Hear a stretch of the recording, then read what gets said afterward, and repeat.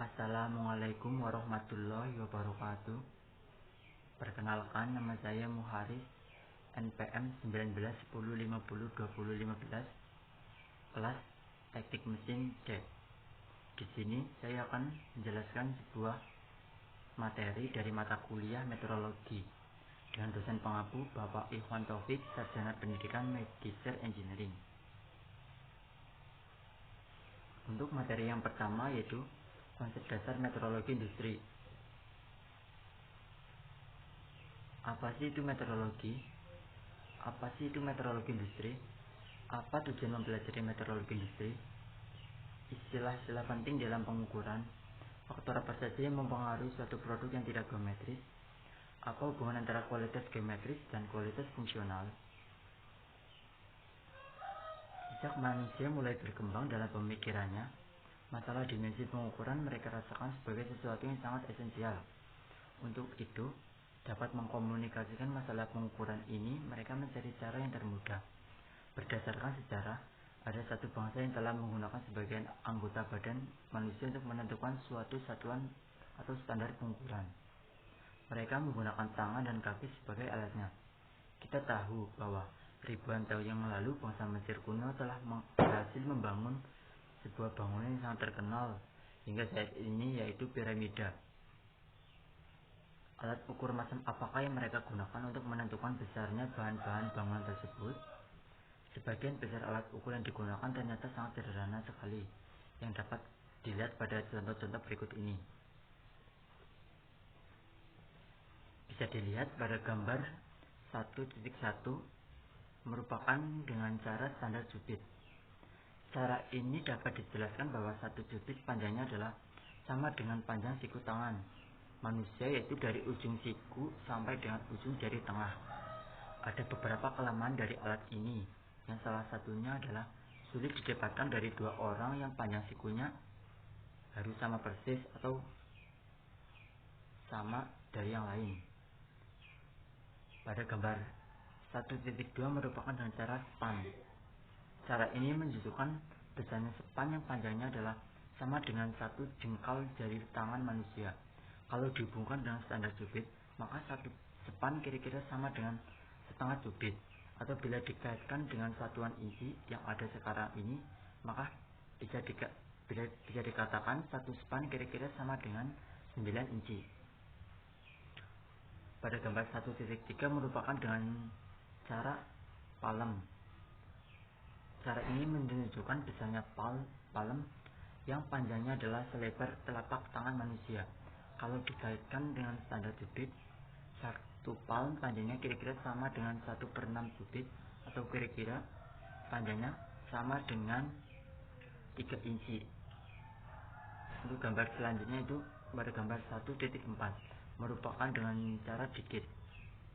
Cara ini menunjukkan besarnya dikit yang panjangnya adalah sama dengan lebar ujung jari tengah tangan manusia. Kalau dikaitkan dengan standar cubit, maka satu dikit kira-kira sama dengan 1/24 cubit, atau kira-kira sama dengan 3/4 inci. Pada gambar 1.5 merupakan dengan cara thumb breadth.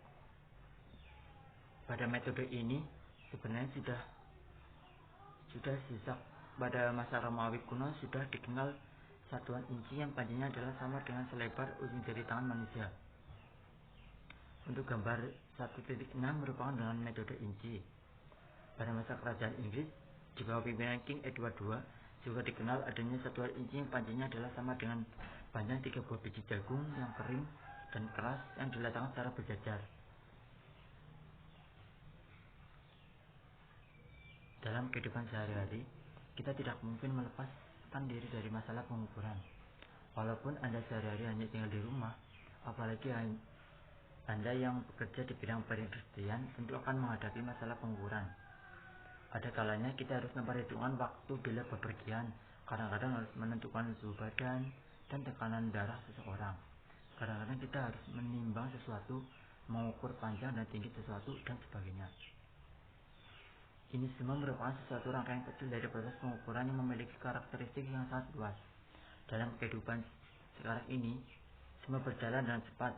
Sudah selesainya bila setiap orang dapat mengukur sesuatu yang dikerjakan agar tidak tertinggal dengan kemajuan ilmu dan teknologi.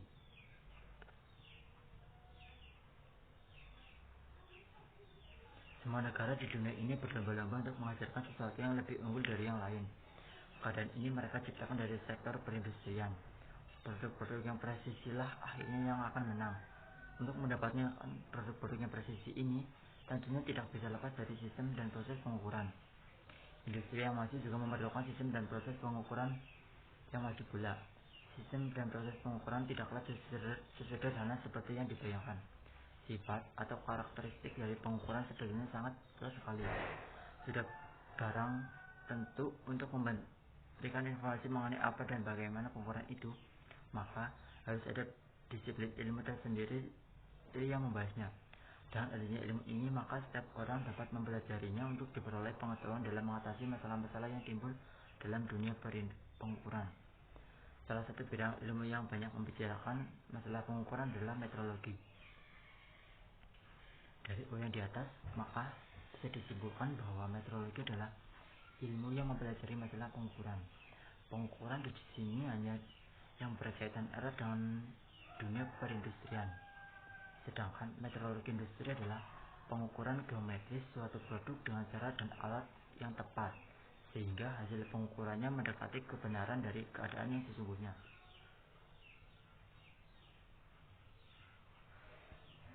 Apa sih tujuan mempelajari metrologi industri? Mengapa metrologi industri harus dipelajari? Khususnya bagi mereka yang bergerak di bidang industri, mempelajari sesuatu tentu saja ada tujuan yang ingin dicapai. Demikian juga dengan belajar metrologi industri. Idealnya adalah menguasai seluk-beluk pengukuran, sehingga bila diaplikasikan di bidang perindustrian akan diperoleh hasil atau produk yang presisi dengan biaya yang semurah mungkin. Memang, untuk memperoleh hasil yang ideal tidak mungkin lepas dari proses yang dicapai. Akan tetapi, dengan dikuasainya seluk-beluk pengukuran, maka paling tidak sistem kerja industri yang efektif dan efisien bisa dipenuhi. Secara rinci, tujuan mempelajari metrologi industri yaitu yang pertama, dapat mengelola laboratorium pengukuran, baik yang ada di industri maupun yang di bengkel kerja pada pendidikan keterampilan teknik. Yang kedua yaitu dapat menggunakan dan membaca skala-skala alat ukur dengan tepat dan benar. Yang ketiga itu dapat menentukan dan memilih alat-alat ukur yang tepat sesuai dengan bentuk dari objek yang akan diukur. Yang keempat itu dapat mengkalibrasi dan memelihara alat-alat ukur, sehingga alat-alat ukur akan tetap terjamin ketepatannya bila digunakan untuk pengukuran. Yang kelima itu memiliki pengetahuan tentang sumber penyimpangan pengukuran dan dapat menentukan bagaimana caranya mengurangi seminimal mungkin penyimpangan tersebut.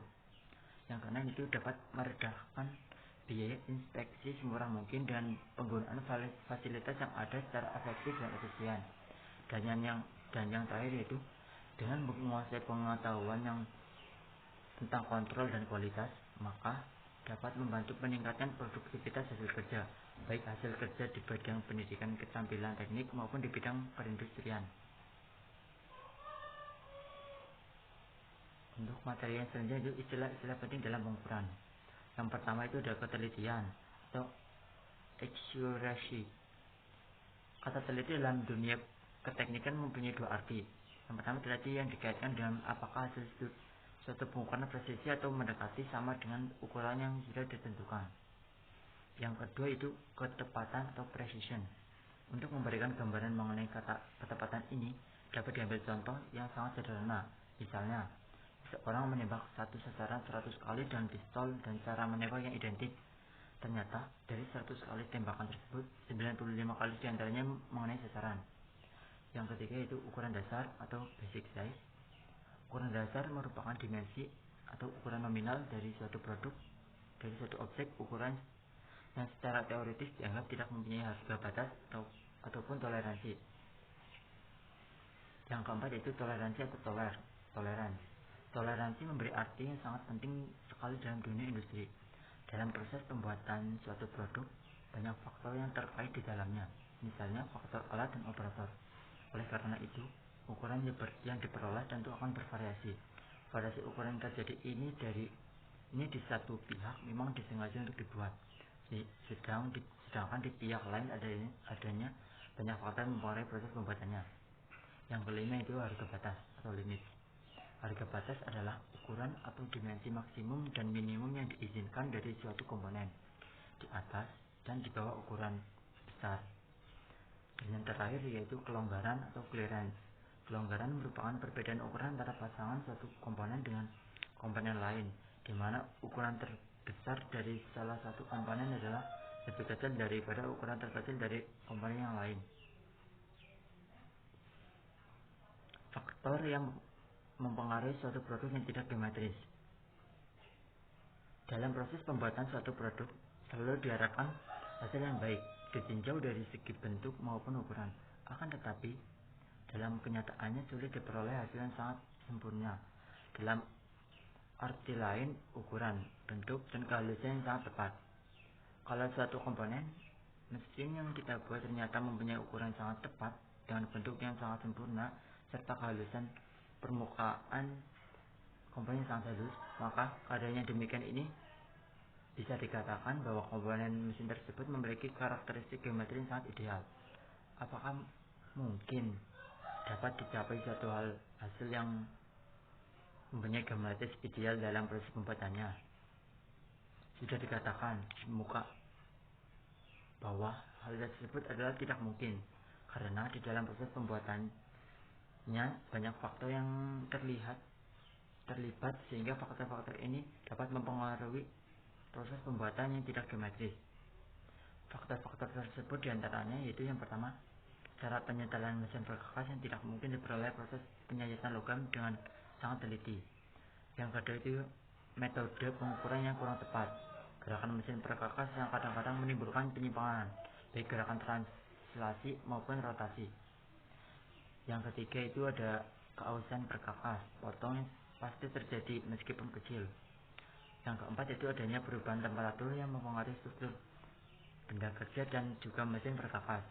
Dan yang terakhir yaitu adanya gaya-gaya pemotongan baik yang timbul oleh mesin perkakas itu sendiri maupun yang timbul pada benda kerja. Apa sih hubungan antara kualitas geometris dan kualitas fungsional? Suatu komponen terdapat hubungan yang sangat penting.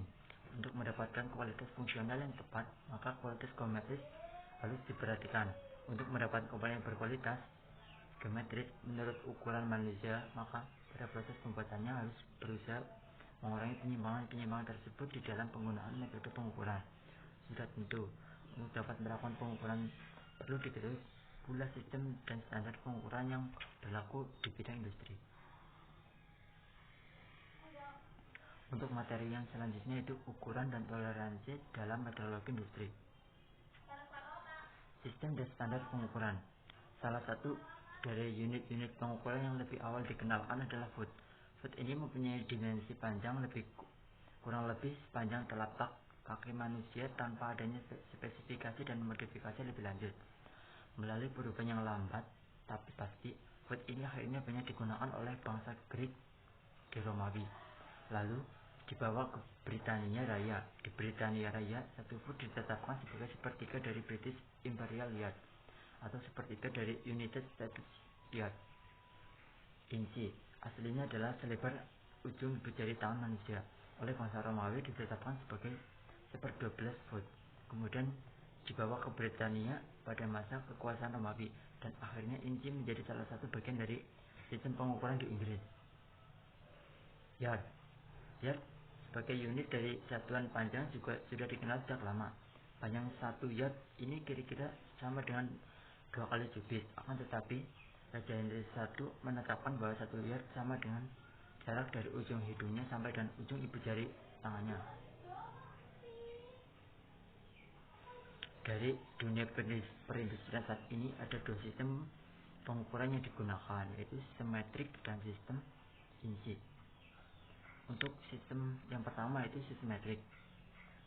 Seperti telah ditemukan bahwa sistem metrik telah dikembangkan oleh para ilmuwan Prancis sejak tahun 1790-an. Sistem metrik ini mendasarkan pada meter untuk pengukuran panjang dan kilogram untuk pengukuran berat.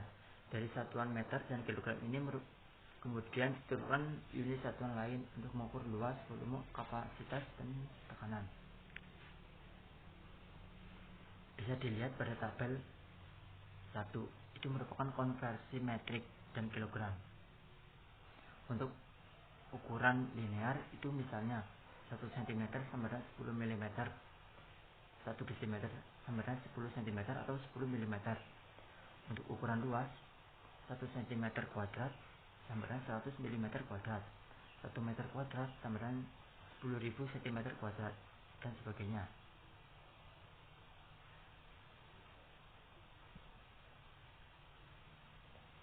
Apa sih keuntungan menggunakan sistem metrik ini?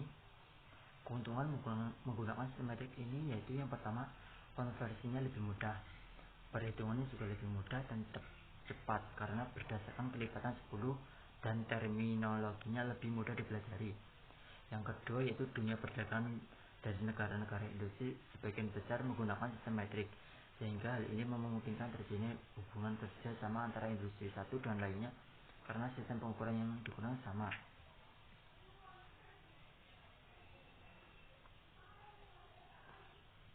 Untuk yang kedua itu sistem inci. Sistem inci secara garis besar berlandaskan pada satuan inci, pound, dan detik sebagai dasar satuan panjang, massa, dan waktu. Kemudian berkembang pula satuan-satuan lainnya, misalnya yard, mil, ounce, gallon, feet, barrel, dan sebagainya. Pada umumnya, sistem inci yang digunakan di Inggris dan di Amerika adalah tidak jauh berbeda, hanya pada hal-hal tertentu ada sedikit perbedaan. Dengan demikian, dalam dunia perdagangan dan industri sekarang ini terdapat dua sistem pengukuran, yaitu sistem metrik dan sistem inci. Meskipun sistem metrik digunakan oleh sebagian besar negara industri, namun ada baiknya pula mempelajari sistem inci. Hal ini disebabkan masih ada industri-industri besar, misalnya di Amerika dan Kanada, yang menggunakan sistem inci dan semua hasil-hasil produksinya tersebar di berbagai negara. Sebagian besar objek yang diukur dalam industri permesinan adalah menyangkut panjang dengan berbagai bentuk.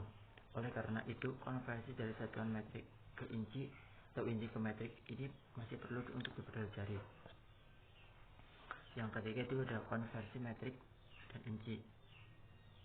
Karena sejak semula sistem metrik dan sistem inci, maka tidak ada hubungan yang jelas antara kedua sistem tersebut dalam pengukurannya panjang. Untuk itu perlu dilakukan konversi dari metrik ke inci atau inci ke metrik. Ada 3 macam konversi yang sudah dilakukan. Yang pertama itu ada konversi secara matematika, yang kedua itu ada konversi melalui tabel atau chart, dan yang ketiga itu ada konversi dial mesin atau conversion dial. Untuk yang pertama itu ada konversi secara matematika. Konversi inci ke metrik secara matematika dapat diperlukan faktor konversi. Caranya bisa dilihat pada gambar berikut. Misalnya 1 yard sama dengan 3600 per 3933 meter sama dengan 0,914440 meter, dan 1 yard 36 inci, berarti 1 inci 1 per 36 kali 0,91440 meter atau sama dengan 0,25400. Kita tahu bahwa 1 meter sama dengan 1000 mm, maka 1 inci sama dengan 0,025400 dikali 1000 meter atau setara dengan 25.400 mm. Yang kedua itu ada konversi dengan chart. Konversi ini berupa tabel yang ada angka-angka konversinya, sehingga mudah untuk menggunakannya karena tinggal melihat tabel saja. Dan tabel atau chart ini banyak terdapat di pabrik-pabrik. Contohnya dapat dilihat pada tabel 2. Misalnya 0,1 mm itu sama dengan 0,00039 inci. Untuk 0,02 mm itu sama dengan 0,00079 inci. Untuk 0,03 mm itu sama dengan 0,00019 118 inci dan sebagainya. Untuk yang ketiga itu ada konversi dial mesin. Konversi ini dilakukan pada dial yang terdapat pada mesin-mesin produksi, misalnya mesin bubut, flash, dan sebagainya. Dengan demikian, satu unit mesin dapat digunakan untuk membuat komponen-komponen baik ukuran dalam inci maupun yang ukuran dalam metrik. Dan selanjutnya itu ada toleransi.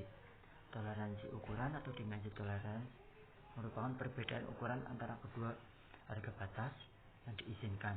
Artinya ada perbedaan selisih antara besarnya ukuran maksimum dan minimum. Toleransi memberi arti yang sangat penting sekali dalam dunia perindustrian. Dalam proses pembuatan suatu produk banyak faktor yang terkait di dalamnya, misalnya faktor alat dan operator. Oleh karena itu, ukuran yang diperoleh tentu akan bervariasi. Variasi ukuran yang terjadi ini di satu pihak memang disengaja untuk dibuat, sedangkan di pihak lain adanya banyak faktor yang mempengaruhi proses pembuatannya. Dalam hal variasi ukuran yang sengaja dibuat ini, sebetulnya ada tujuan-tujuan yang tertentu yang salah satunya adalah untuk memperoleh suatu produk yang berfungsi sebagai dengan yang direncanakan. Sudah tentu variasi ukuran ini ada batasnya, dan batas-batas ini memang diperhatikan bentuk betul menurut keperluannya. Batas-batas ukuran yang direncanakan tersebut menunjukkan variasi ukuran yang terletak di atas dan di bawah ukuran. Dengan adanya variasi harga-harga batas ini, maka komponen yang dibuat dapat dipasangkan satu sama lain sehingga fungsi dari satuan unit komponen tersebut terpenuhi. Penentuan besarnya toleransi sudah banyak barang harus memperhatikan segi-segi positif dan kegunaan dari komponen yang akan dibuat. Makin presisi suatu komponen dibuat, maka besarnya toleransi juga makin kecil. Makin kecil toleransi yang harus dibuat, maka kompleks pula proses pembuatannya. Apalagi bila besarnya toleransi mendekati nol, maka kompleks proses pembuatan suatu komponen juga tentu akan mempengaruhi pula pada biaya yang harus dikeluarkan. Yang selanjutnya itu ada cara penulisan toleransi. Untuk penulisan toleransi yang pertama itu penulisan toleransi dengan mencantumkan ukuran maksimum dan minimum secara langsung. Bisa dilihat pada contoh gambar berikut. Untuk ukuran maksimumnya itu 30,1 dan untuk ukuran minimumnya itu ada 29,9. Untuk cara penulisan toleransi yang kedua itu ada penulisan toleransi dengan mencantumkan ukuran dasar dan harga-harga penyimpangannya. Penyimpangan atas ditulis di atas dan penyimpangan di bawah ditulis di bawah. Berlaku untuk poros dan lubang. Bisa dilihat pada gambar tersebut.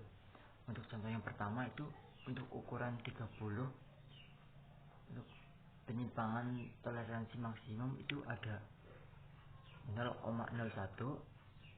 bisa ditaruh di atas, dan penyimpangan toleransi minimum itu ada 0,01, bisa diletakkan di bawah. Dan untuk contoh yang selanjutnya itu ada sama dengan ukuran 30 dengan toleransi maksimum itu 0 dan toleransi minimum itu 0,01. Misal pada suatu penyimpangan toleransi itu bernilai 0, bisa dituliskan 0 saja, tidak perlu dengan menggunakan koma. Misalnya 0,00 itu tidak perlu, langsung dituliskan 0 saja.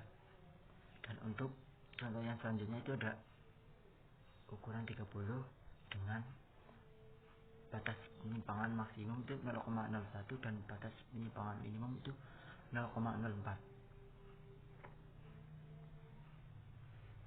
Untuk penulisan toleransi yang selanjutnya itu dengan penulisan toleransi di mana besarnya toleransi terletak simetris terhadap ukuran dasar. Penyimpangan ini didahului dengan tanda plus minus. Bisa dilihat pada contoh berikut. Untuk ukuran 30 itu untuk batas penyimpangan toleransi maksimum dan minimumnya itu 0,01. Bisa dituliskan dengan plus minus 0,01. Ini merupakan referensi yang saya bikin dari PowerPoint saya.